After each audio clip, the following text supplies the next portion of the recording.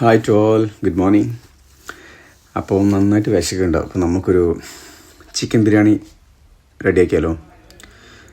അത് ഞാൻ പ്രിപ്പയർ ചെയ്യുന്നത് ശരിക്കും ഒരു ചിക്കൻ ഫ്രൈ ബിരിയാണിയാണ്. അപ്പോൾ ഇൻഗ്രീഡിയൻസും സംഭവങ്ങളൊക്കെ നിങ്ങൾക്ക് നോക്കിക്കഴിഞ്ഞാൽ തന്നെ വളരെ ഈസി ആയിട്ട് ക്യാപ്ചർ ചെയ്യാൻ പറ്റുന്ന സംഭവമാണ്.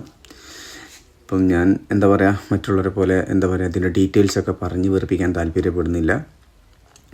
എന്താണ് ചെയ്യുന്നത് നിങ്ങൾക്ക് ഫസ്റ്റ് ഓഫ് ഓൾ മനസ്സിലാവും. ഇപ്പം ഞാൻ ചിക്കൻ ഡീപ്പ് ഫ്രൈ ഒന്നും ചെയ്തിട്ടുണ്ടായിരുന്നില്ല. ഞാൻ ഓവനിൽ വെച്ചിട്ട് ഷാലോ ഫ്രൈ ചെയ്തിട്ടാണ് ഇതിലോട്ട് യൂസ് ചെയ്തിട്ടുണ്ടായിരുന്നത് കേട്ടോ.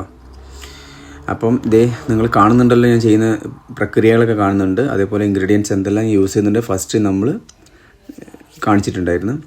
പിന്നെ ഇവിടെ എന്ന് വെച്ചാൽ നമുക്കൊരു ലിമിറ്റഡ് ഇൻഗ്രീഡിയൻസേ കിട്ടുന്നുള്ളൂ. അപ്പോൾ അതിനനുസരിച്ചായിരിക്കും ഞാൻ പ്രിപ്പയർ ചെയ്യുന്നുണ്ടാവുക. ഒരുപാട് ഐറ്റംസ് ഒന്നും ചേർത്തിട്ട് എനിക്ക് കുക്കിങ്ങിന് എളുപ്പമല്ല. എന്നാലും ഇത് വെച്ച് ചെയ്തിട്ടാണെങ്കിലും വളരെ ടേസ്റ്റിയാണ് സംഭവം കിട്ടുന്നത്. പിന്നെ ഞാൻ എല്ലാ സമയത്തും പറയുന്ന പോലെ നമ്മളിതിൽ കൂടുതലായിട്ട് ടേക്ക് ചെയ്യേണ്ട കാര്യം എന്ന് വെച്ചാൽ അരിയുടെ കാര്യം മാത്രമാണ്. അരി നമ്മളിപ്പോൾ ഒരു ഗ്ലാസ് വെള്ളം അരി എടുക്കുകയെന്നുണ്ടെങ്കിൽ അതിൻ്റെ 1.5 ഗ്ലാസ് വെള്ളം എന്ന റേഷ്യോയിൽ ഇതിനെ നമുക്ക് ആഡ് ചെയ്യേണ്ടത്.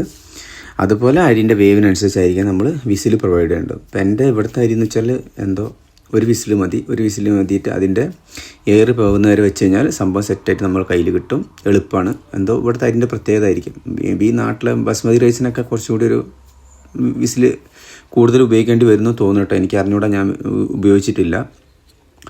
എൻ്റെ റൈസിന് ഒരു വിസിലാണ് ഞാൻ യൂസ് ചെയ്യുന്നത്. അത് എയർ പോകുന്നവരെ വയ്ക്കുകയും ചെയ്യും. പിന്നെ അതുപോലെ കട്ടിങ്സും സംഭവങ്ങളൊക്കെ വളരെ സംഭവബഹുലമായിട്ട് നടക്കുന്നുണ്ട്. അതിനുശേഷം സ്റ്റാർട്ടിങ് ദ കുക്കിംഗ് ആണ്.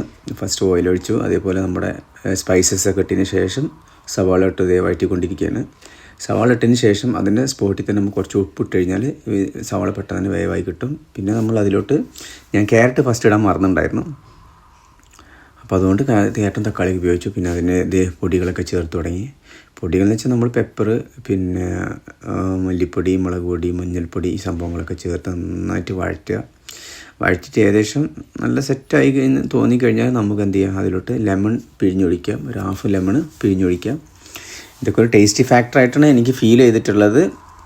അങ്ങനെ ആവണം. പിന്നെ അതിന് ശേഷം നമ്മൾ കേട് വയ്ക്കുകയാണ്. കേട് തമ്മിൽ തിക്ക് കേട് ഇവിടെ കിട്ടിയില്ല, അപ്പോൾ ഉള്ളത് ഉപയോഗിച്ചു.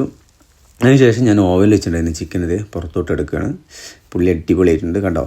ഞാനിങ്ങനെ ചിക്കൻ കഴിക്കാറ്. അതിന് ശേഷം നമ്മൾ ഈ മസാലയിലിട്ട് നല്ല സവാളൊക്കെ നന്നായിട്ട് വഴറ്റിയിട്ടുണ്ടെങ്കിൽ നല്ല ടേസ്റ്റ് ഉണ്ടാവും. അപ്പോൾ അതിലോട്ട് നമ്മൾ ചിക്കൻ ആഡ് ചെയ്യുക. ചിക്കൻ ആഡ് ചെയ്തതിന് ശേഷം പിന്നെ ഞാൻ പറഞ്ഞല്ലോ ആ റേഷ്യോ പ്രകാരം നമ്മൾ അതിലോട്ടുള്ള വെള്ളം ചേർക്കണം. വെള്ളം കറക്റ്റ് ചേർത്തോളണം. അല്ലാതെ കുറഞ്ഞാലും പ്രശ്നമാണ്, കൂടിയാലും പ്രശ്നമാണ്. അപ്പോൾ അതൊന്നായിട്ട് ശ്രദ്ധിക്കുക. അതിന് ശേഷം വെള്ളം ഒഴിച്ച് ചെറിയൊരു തിള വരുന്ന സമയത്ത് നമ്മൾ അതിലോട്ട് അരി ആഡ് ചെയ്യുക. അരി ആഡ് ചെയ്തെന്ന് വെച്ചാൽ പിന്നെ പ്രശ്നങ്ങളൊക്കെ കഴിഞ്ഞു. ഒന്ന് ക്ലോസ് ചെയ്യുക. Just 1 whistle. ആ വിസിലും എയറും പോയി കഴിഞ്ഞാൽ പിന്നെ ഇതായിരിക്കും നമ്മുടെ ഫൈനൽ ഔട്ട്പുട്ട്. സംഭവം കിട്ടും എന്നൊരു ടേസ്റ്റ് ഒരു രക്ഷയുണ്ടായിരുന്നില്ല. അതിന് ശേഷം ഞാൻ ലഞ്ച് ബോക്സിലോട്ട് ആഡ് ചെയ്തു.